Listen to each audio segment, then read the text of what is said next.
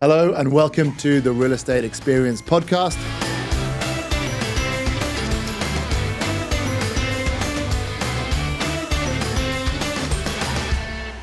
Hello and welcome to the Real Estate Experience. I'm Ben Crompton. You might recognize me from my other podcasts, Two Fat Brokers, Frozen, and How to Lose a Man in 10 Days. And we're here with one of our fantastic agents, Andrea Tito. Welcome. Hello. Thank you, Ben. Good to have you. Today, we are talking about mistakes buyers still make, even in 2025. So, first one up is unrealistic expectations. Do you think buyers have unrealistic expectations these days, Andrea? Well, yeah, still they do. The market has changed a lot and more these past 3 or 4 months. Prices have been going up quickly. Yes, so I think, buyers that were thinking to invest or to buy last year and they were checking prices last year and they said, okay, I will wait. And now when they say, okay, I'm ready, and then the prices have changed a lot. So still they have expectations that it's not going to happen anymore. And it's difficult, to convince them that prices are totally different now. Because they say, no, because my friend bought it 6 months ago and he paid this. And now it's this, so it's difficult at the moment. It's emotionally difficult for them because they feel like they lost something. Yeah, they didn't take the opportunity when they had to. Yeah. And so, people value, like loss affects people more than gain. So I guess if they think they could have bought this for 200,000 dirhams less 6 months ago, now they've got to pay that 200, they feel like they lost real money, like real opportunity. And it's difficult for them.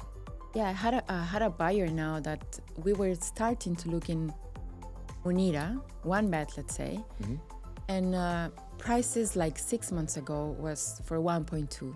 Now there's nothing for 1.5, and he was waiting for the hot deal. He's the kind of buyer that he's like, no, don't worry, the time will come. A distressed seller will come, so let's wait. When it happened. So he thinks like that, and he has been losing a lot of opportunities, and now it's nothing for the price he's expecting to get. And he hasn't come around to the fact yet that this is the new price. No, because he still wants to wait. He's like, okay, let's see, something will come. And even I explained to him, if we compare 6 months, your budget was 1.1 and we were about to put an offer. You wanted to wait, and now it's 1.4 and still you want to wait. So how long do you want to wait? It's a good question. Yeah, I think what we would always say to people who are trying to, like this guy, time the market is, it's impossible. And people often say it's time in the market is more important than timing the market. So if you can buy and hold, as opposed to trying to buy at that kind of perfect price. Because something, when you have a bubble, for example, most people buy at the top. That's how it works. You get that bubble and people are really buying at the top there. Most people buy there. Everyone thinks they're going to be that clever person who buys at the bottom. But, statistically speaking, you're going to be one of those people who buys at the top. So if you can get in, and then you can control when you sell if you want to sell. Yeah, that's right. Any other unrealistic expectations they have? Only price? Well, about, I don't know, maybe if they talk about ROIs, like, okay, I want the highest ROI. They compare to Dubai, for example. Yeah. So then we need to bring the data and show them how it works, calculate with them. What kind of ROI do they want? They're like, okay, more than 8%. Because in Dubai, I had my Airbnb is 10%. I had one client, he was trying to invest in Reef. So I was trying to explain, if you want ROI, maybe Reef is the place. But we don't reach 8%. I mean, Airbnb is a bit different, right? Because you do get a better ROI from Airbnb. I think. But not it's in hard Reef. to compare. Yeah, Reef is not a place for Airbnb, I think. Yeah. Well, it might could work. be. Yeah. I don't know. I don't know of any Airbnb in Reef. Could be an interesting experiment. I haven't heard. For those of you who don't know, Reef's, well, it's apartments and villas, but it's like, it's very close to Yas Island, but it's not as popular as some other areas. Yeah, no. I But haven't Airbnb heard. for villas, I think, is a bit hit and miss. Yeah, only apartments, or most the options that we can find in Airbnb. It's apartments. True. So I don't know. But anyway, this guy was trying to get the best ROI ever. So it's difficult to, to compare also when you go to Dubai and they make their own calculations based in things that are not really applicable here in Abu Dhabi. So yeah, so I think the ROI is also a thing that they need to understand how it works. Yeah, I mean, I think Abu Dhabi and Dubai ROIs are not so different, but definitely when you're comparing Airbnb to like your normal annual lease, the ROI is not going to be anywhere close. Yeah, so if you want a good ROI, then Airbnb could be the option. It's like 20% more if you go for a long term. Yeah, it can be. It depends where you are. And also the management company takes 20%, so it can just be kind of flat. I actually own an Airbnb myself, and the return's better than long term. Not as much as you'd think though, maybe like 8-9%. But the best thing about it is actually just getting someone else to manage it rather than having to do it yourself. Yeah, but some owners, when they realize how it works, the Airbnb, they said, okay, next year I will do it by myself. So I don't pay the 20% commission to the property management. I have a couple of owners that they do that. That's crazy. Doing Airbnb yourself, that's crazy. What if you get like 6 people a month, or 30 people a month, how are you going to manage all those check-ins, check-outs, bookings? Yeah, Please imagine. Pay someone else. Yeah, could be the solution then. Any other mistakes that buyers are making? Like, how do you find them, like, say, dealing with multiple brokers? Oh, don't tell me about that. They just use you. Yeah, I know. They are so loyal people. Well, I think I was asking myself yesterday, actually, what I'm doing wrong, because I think it's not enough here to be like a professional agent. There's many agents outside trying to catch something, and the buyers, I don't know, they think that the market is just like that. They don't really think that they can be with one. They think that the market works like that. Okay, go with many agents, try to click in many properties. So for them, it's like, that's how it is. So I think we need to educate them. Like, you don't need to go with all of the agents that you find in Property Finder. You just, find a professional one and stick with them. But then I face like they don't really trust you. It's like, okay, there's nothing in the market, this is what I have. I'm also comparing with other agencies, trying to get availability with others, but they still want to check from their side. Like, okay, let's see if she's saying if she's saying it's true, if she really doesn't have more. And then when they go to the portals and they find something, but I found another thing with another agent. Okay, feel free to click on it and see if it is. If it's real. Yeah. Yeah. So why do you think that they don't trust you or sort of brokers in general, buyers? Why don't they trust like what you're telling them? Because they go to the portals, for example, so they see, okay, but you are telling me that there's nothing, but then I found like 1, 2, 3 links that property that are listed there. So then it's difficult to explain it, but this is not real, or this was posted like 4 weeks ago. So, they just leave the listing there just to attract the client, but at the end it's already rented or sold. So it's difficult to make them understand that the market works like that. And do you think it's also maybe a feature of the fact that so many people are, let's say relatively new to the UAE? Because not many people kind of grew up here, and so brokers are relatively new, people are relatively new, and so they don't, they don't trust people and things and processes because they haven't been, exposed to it a lot, and they don't have many people who've worked, with real estate brokers and things like that. So it's a new country to them, even if they've been here for a few years. This is a new thing they're doing. Yeah, that's why I said that we need to educate them. I don't know, they need to find channels like this, have a podcast or information. When you are new, okay, let's listen to this information. They said that you only need one broker, or the market works like this. You don't need to go with many. The availability we shared all of us, we have the same data. So things like that they can understand like, okay, it works like this. Because if you compare with other countries, maybe some agency has exclusive properties. So then we can understand like, okay, if I want this one, I go with this one specific. So they need to know how the market works. So let's say a buyer is watching this, and they're just thinking about their real estate journey. How are you going to advise them to proceed? I think they need to find like a good company, a good agency, like Crompton Partners, for like example. us,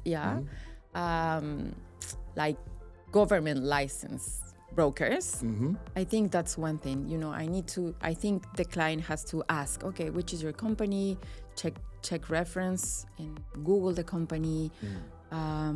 Check if they have license, the reputation of the company. Because unfortunately now there's many freelance brokers working around. Still? When I work for an A2A, okay, share with me your license. I will share my boss because mine is not. So it still happened. They don't have. They use the broker's license for a friend or. So you still need to make sure they have their license. Okay, so get a licensed broker. Yeah. What next? What else? I think that you need to find a broker who really knows the market. Like, how long have you been working there? So you know the rules, you know the availability, you know how to negotiate. So you know the cultural thing here. So in a market like this, what's a long time? What do you think an experienced broker, like how long would they have been in the market? Because obviously brokers kind of come and go quite a bit, right? Is 1 year experienced, 2, 3, what are you saying, 10 years?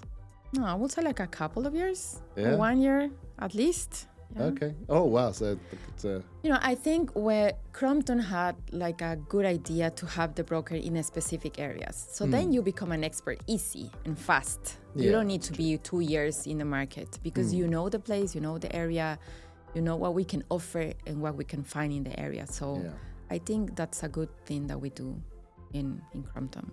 Okay. And I mean, there's a saying. It's rude until you think about it. Buyers are liars, because often people don't understand what buyers want. Because buyers sometimes they can't explain it all that well themselves. So would you say to a buyer, okay, once you've picked a broker, sit down and have like a long conversation with them? Of course, I think if the broker doesn't ask many questions, then it's not a good broker. Yeah. If he just go and show you what he have. I mean, we need to understand what the client is looking. Sometimes they get, I got a client what I was asking like, okay, but why? And this and that. And if you would like, let's say the balcony, what is important for you? The school, how far is the school for you?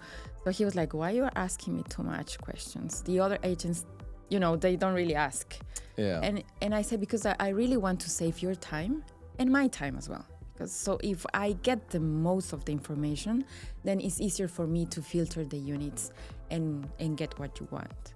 Yeah, because I think the temptation for a broker is, you've asked about this unit, I'll show you this unit and other units like that, as opposed to having a conversation with them. So you've looked at this unit, like, why is that? What's important to you? That kind of thing.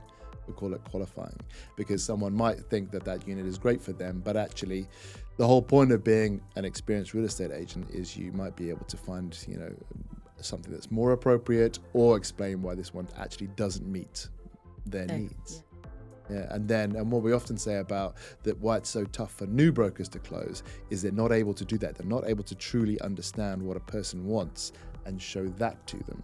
They kind of show them what the person is asking about. And that may or may not be, not to be rude to buyers, but they're not experts in the field like you are, like brokers are. Yeah, they haven't seen all the units out there and they haven't interacted with a lot of people. They might not be the best judge, of whether this specific unit meets their needs. Yeah, that's how it is. But even, sometimes you even ask a lot of questions, but then you show the client one thing and then he chooses another thing. So it can happen as well. So then, yeah, I guess that's where experience comes in. You're like, okay, I thought they wanted this, they chose that. You know, what did I miss? What wasn't I seeing? It's important. And then, okay, so they've chosen their broker, they've sat down, they've had that conversation with them. You're doing the viewings. Any mistakes they make on the viewings, or perhaps during the negotiation?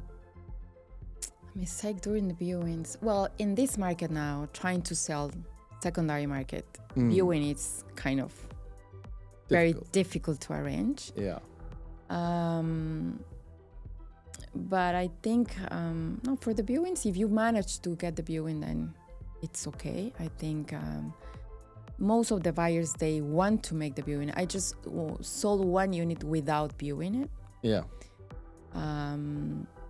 But for the viewing, I think we need to just make sure he knows the community, he knows the facilities around.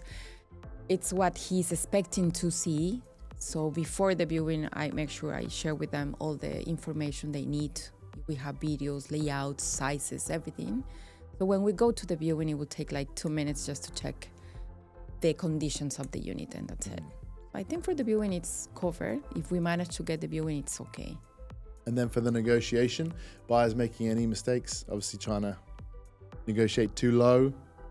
I mean, in the current market, you know, with prices going up, you really got to pull the trigger on the asking price. Yeah. Well, I think you have two kind of buyers. The buyers that really wants to negotiate and go the lowest, and the other ones that they know the market. So when they get something, they know that this is a good price. It happened to me. So it's one buyer, he was like, for one bedroom, okay, no, I want 1.2, let's say. And it was 1.38. He went very low negotiation, even if, you know, this is not possible. If you want for 1.2, it will be a different view, let's say. But there's another buyer that he knows perfectly the market. He's my buyer buying a lot of studios in Yas Island. So he knows how the market goes there. Yeah. So when I got one unit, I told him, you know, I have this one for this price. Okay, let's take it. He didn't even think to negotiate the price. So I think it's two kind of buyers, you know, the one who's really trying to get the best price, but the other one that maybe is an investor, so he knows the market and the prices. Yeah, and I think someone who knows the market and also is an investor, sure, money isn't perhaps as important to him, but then he does perhaps understand the value of being in the market. And so this is a good price. I'm going to get the unit. Maybe I could, you know, wait longer, find a lower price, negotiate harder on this. But the most important thing is being in the market, not trying to, you know, say win the negotiation with the landlord, which I think some people do try and do. Depending on, like, you know, there's some cultures where, you know, bargaining is a huge thing, and they need to feel like they won something. They need to feel like they got a discount, you know, that they cannot pay asking price just, you know, out of principle. Yeah. But in a market that's going up, like, there's not many places in Abu Dhabi that didn't go up 10% in the last 12 months. Some 20, some 40, some, you know, Mamsha went up 70%. You know, you wait 2 weeks and it's a different price. I mean, that's just the way that it is. Totally, here it's happening now. And actually, you know, maybe because of the buyer comes from a different country where they negotiate in a different way, so they think that here they can do the same thing. And here the market is, you know, totally different. I got a client from UK and he said, no. In UK, you put the lowest price. Like, let's say if you're going to buy 1 million, then you offer 700K. And see if they go. That's not how it works in the UK. He was I saying think something he is like joking that. with you. Yeah, but he was going to the lowest price because he said that in his country it's different. But here it doesn't apply that, you know. As you said, prices change every 2 weeks, so we cannot really keep. I lost one deal because the guy was offering one price, and then the next day he changed. He jumped like from 2.7 to 3.1 because the market is changing now. So, I mean, that seems like a big jump, but yeah, I mean, over time, if a seller doesn't want to sell now, you know, they can kind of mess around in the market and get offers and keep raising, which is why it's important to find a seller who wants to sell. Who really wants to sell. Yeah. As opposed to someone who just enjoys, you know, the when the seller tells you, you know, I'm not really in a hurry to sell, then it's like, red flag. So I said, okay, thank you. We'll keep in touch. Yeah. And then would you also recommend that buyers get pre-approval before they do viewings? Yes, totally. If they're getting a mortgage? Yeah, because they think, yeah, I think I can have it, then let's start looking. And then they are ready to put the offer, but at the end they don't have the pre-approval and the seller doesn't want to wait. So you really need to have the pre-approval before you start looking for something. Yeah. And I think also one of the reasons why viewings are so difficult in the secondary market is because you get brokers and they get a client who wants to see something and the client's not pre-approved and it's not appropriate for them. They annoy the tenant, do a viewing, and nothing happens with it because the broker hasn't properly, qualified and advised the buyer. And then the seller gets upset, the tenant gets upset, and then the tenant just says, no more viewings. Yeah, no. And then the seller can't sell it because, don't want to be mean to sellers, but you shouldn't just be using any old broker to sell your unit, particularly if it's tenanted. You need professionals. You need people who, educate their buyers. And the tenant's kind of within their rights not to do 20 viewings of people who are not going to buy the unit. Yeah, that's true. So it's important for agents, like yourself to educate buyers, to manage their expectations, to make sure that we've got the best chance of getting the unit that you want. And when we get it, you're ready to go with the right offer, with the right preparation, with the financing in place. Yeah, that's true. The sellers are asking actually for the pre-approval to go for the viewing. So I think it's a good... That's sensible. Yeah. Very sensible. Yeah, without the pre-approval, I'm not going to do any viewing. So Good. I think it's good enough. All right. Yeah. Well, thank you very much, Andrea. Thank you for having me. Thank you. The unreasonable expectations of buyers. Buyers are lovely. We love them. They're our clients. But yeah, it's just a case of it's a difficult market. It's a complicated market. It's moving quickly. And as long as buyers are open to learning, from experienced agents like yourself, make their journey a lot more positive. Yeah, and easier. Okay. All right. Thank you very much. We'll see you next time. Goodbye, and thank you for having me. Thank you, Andrea.